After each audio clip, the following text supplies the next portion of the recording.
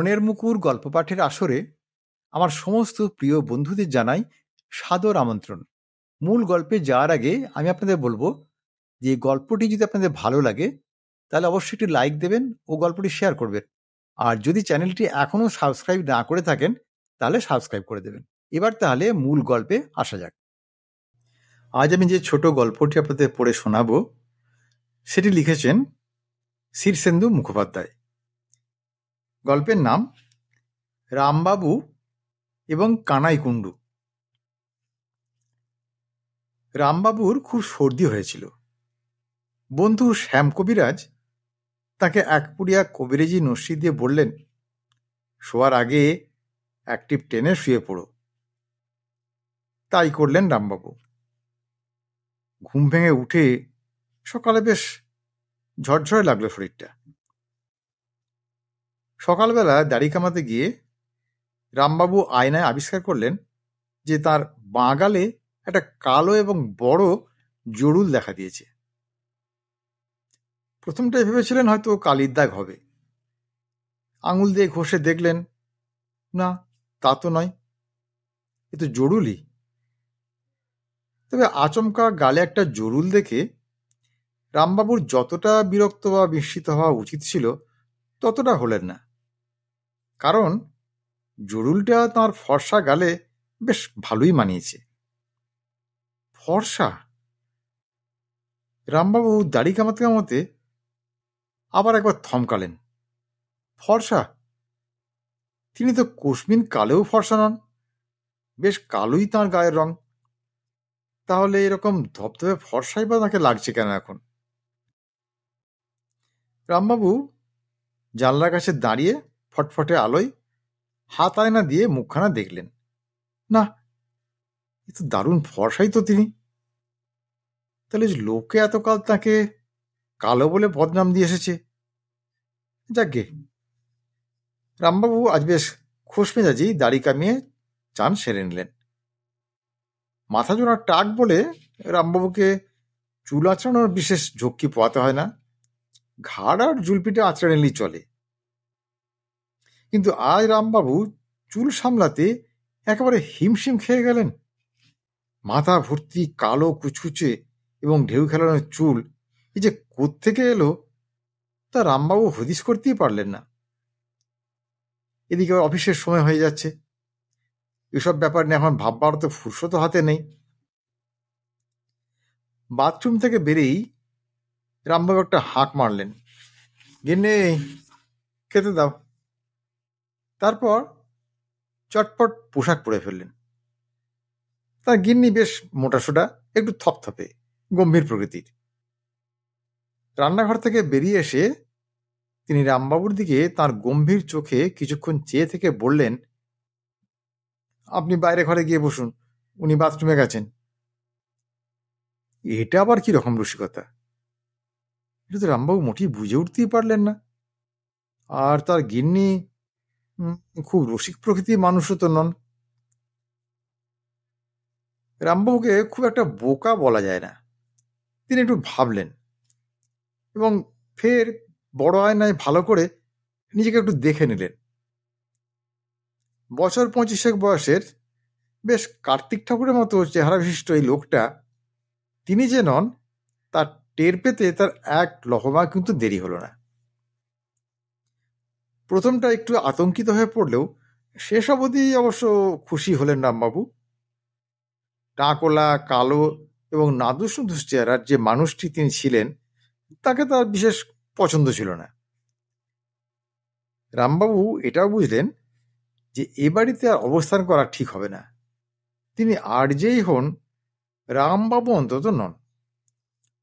সুতরাং রামবাবু সদর খুলে গটগট করে বেরিয়ে পড়লেন।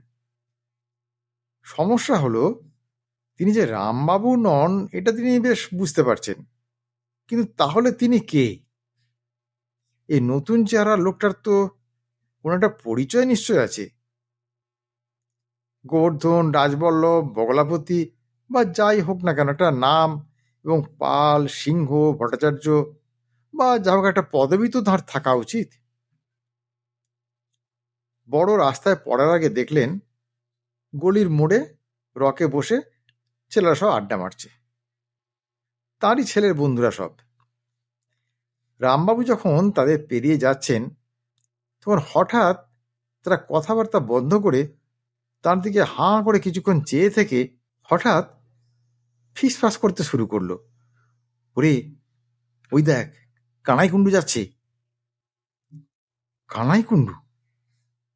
রামবাবু একটু চমকে উঠলেন। কানাই কুণ্ডু মানে কি মোহনবাগানের সেই বিখ্যাত খেলোয়াড়টি নাকি? না, তার খেলা রামবাবু কখনো দেখেননি, তবে নামটা প্রায় শোনেন। দারুণ নাকি ভালো খেলে, রোজই একটা দুটো তিনটে করে গোল দেয় বিপক্ষ দলকে। তাহলে তিনি কি কানাই কুণ্ডু? রকের ছেলেরা হঠাৎ দৌড়ে এসে তাকে প্রায় ঘিরে ফেলল। এই যে কানাইদা, এখানে কোথায় এসেছিলেন? কানাইদা, আপনি তো বাগবাজারে থাকেন, আপনার ঠিকানাও জানি, 1/C বাগবাজার লেন। আচ্ছা কানাইদা, আজ তাহলে ইস্ট বেঙ্গলকে কটা গোল দিচ্ছেন? একটা অটোগ্রাফ দেবেন কানাইদা। রামবাবু খুব উঁচু দরের হাসি হেসে সবাইকার সঙ্গী একটু আধটু কথা বললেন। এই ফাঁকে নিজের একটু পাবলিসিটিও করে নিলেন। বললেন, এই পাড়ায় এসছিলাম রামবাবুর কাছে, উনি তোমার দাদার মতো। একটা ছেলে বলে উঠল, ধুস, রামবাবু তো কুমড়ো পটাশ, আর তার উপর হাড় কেপ্পন, আর একটু ছিটও আছে মাথায়। রামবাবু আমতামতো করে বললেন, হ্যাঁ, তোমরা ওকে তো ঠিক চেনো না, ওরকম সদাশিব লোক আর হয় না, বুঝলে। যাই হোক, রামবাবু ছেলেগুলোকে এড়িয়ে গিয়ে বড় রাস্তায় ট্যাক্সি ধরলেন। কোথায় যে যাবেন তা তিনি সঠিক জানেন না। 1/C বাগবাজার লেনে কানাইকুণ্ডুর বাড়িতে হাজির হতে তার ঠিক সাহস হলো না। সেখানে আবার কি গুবলেট হয়ে আছে কে জানে। তবে তিনি এটা জেনে নিয়েছেন যে ময়দানে আজ মোহনবাগানের সঙ্গে ইস্টবেঙ্গলের ম্যাচ আছে। কাজেই ট্যাক্সিটা তিনি ময়দানের কাছে এনে ছেড়ে দিয়ে নেমে পড়লেন। আর নেমে পড়লেন বিপাকে। কোত্থেকে পিলপিল করে একগাদা লোক ছুটে এসে তাকে ঘিরে ফেলল। এই কানাই, খুব ল্যাং মেরে খেলা শিখেছ না? হ্যাঁ, সেদিন যে বড় আমাদের হাফ ব্যাকটাকে জখম করেছিলে, আজ তোমার ঠ্যাং খুলে নেব। রে কানায়, খুব তেল হয়েছে রে কালু, আয়, আজ ওর একটু তেল নিড়ে নেওয়া যাক। এই যে কানাইবাবু, বড় না প্লেয়ার, কাকে লাথি মারতে আপনার বেশি ভালো লাগে বলুন তো? চোখে ভালো দেখতে পান তো? ওই কানাই মাস্তান, আজ চ্যান্ডায় ম্যান্ডায় করলে কিন্তু কোল যে খেঁচে নেব, বুঝলে। এই সময়ে কিছু লোক দৌড়ে এসে রামবাবুকে ধরে বলল, এই যে কানাই, আজ এত বড় খেলা আর তোমার পাত্তা নেই, চলো চলো টেন্টে চলো। রামবাবু বুঝলেন এরা সব ক্লাবের কর্মকর্তা। তিনি হাঁপ ছেড়ে বাঁচলেন। কর্তারা তাকে ধরে নিয়ে গিয়ে টেন্টে ঢুকিয়ে দিল। টেন্টের ভিতরে তখন প্লেয়াররা গম্ভীর মুখে বসে কোচের উপদেশ শুনছে। রামবাবুও শুনতে লাগলেন, তবে তিনি কিছু বুঝতে পারলেন না।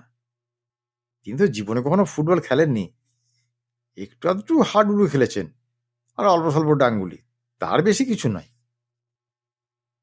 কোচ রামবাবুকে বললেন, কানাই, তুমি কিন্তু একদম পাংচুয়াল নও, বি সিরিয়াস। সত্যেন তোমাকে বল ঠেললে তুমি ওয়াল পাস খেলবে কালিদাসের সঙ্গে, আর তারপর ডায়াগোনালি। রামবাবু কিচ্ছু বুঝলেন না, তবে গম্ভীরভাবে মাথা নাড়তে লাগলেন। দুপুরে বেশ ভালো খাওয়া দাওয়া হলো, তারপর বিশ্রাম, তারপর সবাই উঠে বুট টুট পড়তে লাগলো। রামবাবুর খুব একটা অসুবিধে হলো না। আর চোখে অন্যেরটা দেখে দেখে তিনিও বুট এবং জার্সি পরে ফেললেন। মাঠে নামতেই রামবাবুর বুক এবং পা কাঁপতে লাগলো। চারদিকে গ্যালারি ভর্তি হাজার হাজার লোক বিকট স্বরে চেঁচাচ্ছে। রামবাবুর তো ভিড়মি খাওয়ার জোগাড়। মাঠে নেমে কি করতে হবে তা তিনি বেবাগ ভুলে গেলেন। তবে হ্যাঁ, একটা ব্যাপার তার জানা আছে। মাঠের শেষে ওই যে জাল লাগানো তিনটে কাঠি, ওর মধ্যে বল পাঠানোই হলো আসল কাজ। প্রথম কিছুক্ষণ রামবাবু বেমক্কা ছোটাছুটি করলেন, তারপর পায়ে একবার বল পেয়েই ছুটতে শুরু করলেন প্রাণপণে। আর আশ্চর্যের বিষয়, তাকে কেউ আটকাতেই পারছিল না। রামবাবু খুব উৎসাহের সঙ্গে আরো জোরে ছুটে প্রায় মাঝমাঠ থেকে বল নিয়ে গিয়ে 3 কাঠির সামনে হাজির হলেন এবং খুব দক্ষতার সঙ্গেই বলটা পাঠিয়ে দিলেন গোলের ভিতরে। আর সমস্ত মাঠ হর্ষধ্বনি আর চিৎকারে ফেটে পড়ল। রামবাবু এক গাল হাসলেন, একই বলে খেলা। কিন্তু চেয়ে দেখলেন তার দলের খেলোয়াড়রা কেমন যেন অদ্ভুত চোখে ওর দিকে তাকাচ্ছে। গ্যালারির থেকে কারা যেন চেঁচিয়ে বলছে, ও বেটা ঘুষ খেয়েছে, ওকে বের করে দাও মাঠ থেকে। রামবাবু একটু ভড়কে গেলেন এবং খানিক বাদে তিনি বুঝতে পারলেন তিনি গোল দিয়েছেন ঠিকই, তবে নিজের দল কি। আর তার দেওয়া গোলে মোহনবাগান 1 গোলে পিছিয়ে পড়েছে। কোচ মাঠের মধ্যে ঢুকে তার সামনে এসে দাঁড়িয়ে বললেন, বেরিয়ে এসো। রামবাবু বেরিয়ে এলেন। আর তারপরই পটাপট কিল চড় চাপড় ঘুষি এসে পড়তে লাগলো তার উপর। কি একটা ল্যাং ওজনও মারল। রামবাবু মাটিতে পড়ে চোখ উল্টে গোঁ গোঁ করতে লাগলেন। আর তখনই বোঝা গেল লোকটা হচ্ছে রামবাবু, কানাইকুণ্ডু নয়। আসল কানাইকুণ্ডু মা বাড়ি গিয়েছিল কাঁঠাল খেতে, সবে ফিরেছে। আর বুটটুট পরে সে মাঠে নামবার জন্য তৈরি হচ্ছে।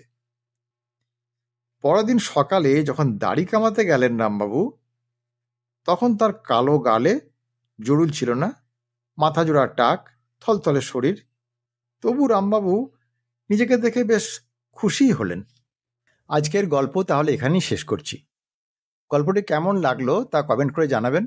আর যদি ভালো লাগে তাহলে একটা লাইক দেবেন ও গল্পটি শেয়ার করবেন। আর যদি মনের মুকুর চ্যানেলটি এখনও সাবস্ক্রাইব না করে থাকেন তাহলে এখনই সাবস্ক্রাইব করে দিন। আজ তাহলে আসি বন্ধু, খুব শিগগিরই আবার হাজির হব এরকম একটি সুন্দর গল্পের ভিডিও নিয়ে।